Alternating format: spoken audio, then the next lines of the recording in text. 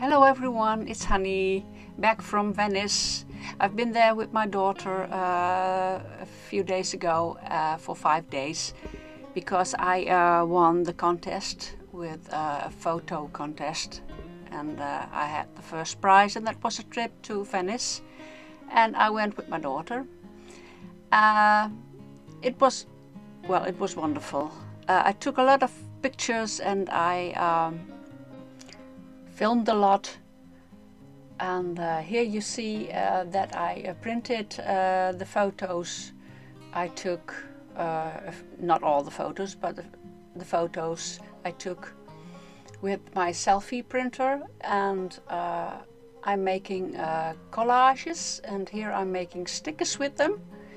I pull out the back from the photos and then I put double-sided tape on the back. So I have stickers. I cut them